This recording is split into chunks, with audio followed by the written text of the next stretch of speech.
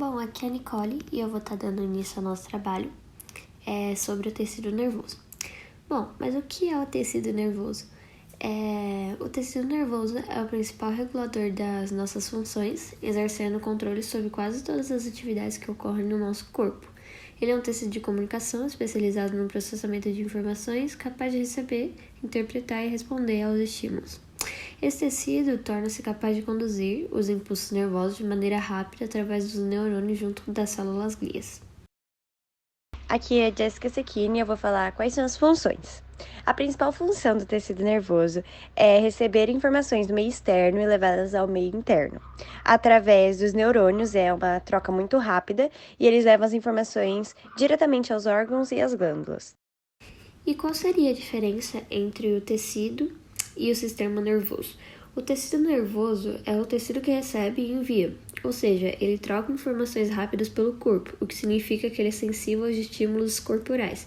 Já o sistema nervoso, ele monitora e coordena, junto com alguns órgãos, o movimento dos músculos. Sistema nervoso é o sistema responsável por captar, processar e gerar respostas diante dos estímulos aos quais somos submetidos. É devido à presença desse sistema que nós somos capazes de sentir e reagir a diferentes alterações que ocorrem em nossa volta, e mesmo no interior do nosso corpo. Ele pode ser dividido em duas porções. Sistema nervoso central, no qual é formado pelo encéfalo e medula espinhal, e sistema nervoso periférico, no qual é formado pelos nervos, os gânglios e terminações nervosas. Sobre o tecido nervoso. Ele tem origem ectodérmica e os seus principais componentes são as células e os neurônios e as células de glia, e eles possuem numerosas subdivisões em cada um deles. Os neurônios são células que estão presentes no sistema nervoso, que têm como principal característica transmitir informações através de neurotransmissores e por impulsos elétricos. As regiões que compõem o neurônio são o corpo celular, que é onde se encontram o núcleo e as organelas, o axônio, que é o prolongamento do corpo celular, e os dendritos, que são prolongamentos curtos do corpo celular com várias ramificações. Os tipos de classificações, eles podem ser considerados segunda forma, como os neurônios multipolares, ou segunda função, como os neurônios motores. Também existem os neurônios sensitivos, que recebem informações vindas de fora do corpo.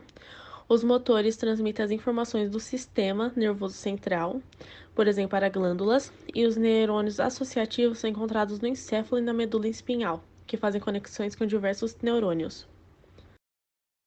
Neuróglias são células do sistema nervoso central que dão suporte e nutrição para os neurônios, e elas também podem se multiplicar através do processo de mitose. As células glia nutrem e protegem o sistema nervoso, e, além disso, ajudam na regulação das sinapses e transmissão dos impulsos nervosos. Existem dois tipos de células glias: as microglias, que protegem o sistema, e as macroglias, que ajudam na transmissão dos impulsos nervosos. As principais células da glia. Astrócitos. Podemos destacar a função transferência de substâncias para os neurônios, resposta a sinais químicos, entre outras atividades. Oligodendrócitos. São células responsáveis pela produção da bainha de mielina em neurônios presentes no sistema nervoso central. Células de Schwann. Formam mielina em apenas um neurônio.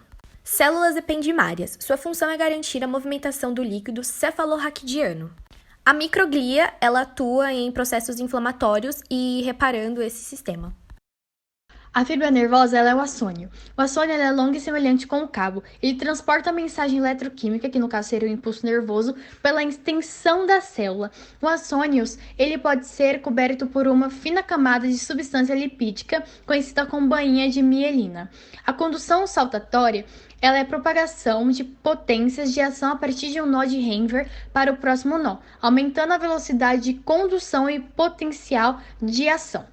Os nervos, no caso, as fibras nervosas, elas agrupam-se em feixes, dando origem aos nervos. E os nervos, eles fazem a união do SNC com os órgãos periféricos. Se a união se faz no encéfalo, os nervos são chamados de cranianos. Se ocorre na medula, são chamados de espinhais. Impulsos nervosos são conexões estabelecidas entre um neurônio e outro. O impulso nervoso que percorre o neurônio é de natureza eletroquímica e resulta de modificações internas e externas da membrana neural. As sinapses fazem a conexão de células vizinhas através da união de um neurônio com outro. As sinapses elétricas é o sinal transferido diretamente de célula a célula por junção comunicante. Sinapses químicas são qualquer tipo de sinapse que usa neurotransmissores para conduzir o impulso sobre o pequeno espaço entre os neurônios pré-sinápticos e pós-sinápticos.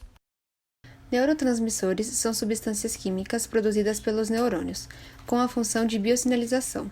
Podem também estimular a continuidade de um impulso ou efetuar a reação final do órgão ou do músculo-alvo.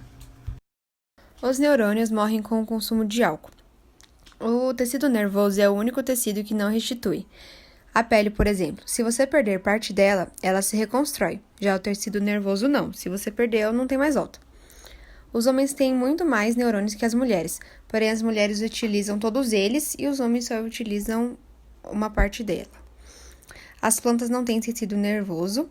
As esponjas são os únicos animais multicelulares sem um sistema nervoso, e a nossa testa e a ponta dos nossos dedos são as áreas mais sensíveis à dor, por apresentarem uma maior densidade de fibras nervosas e reagem aos estímulos de dor.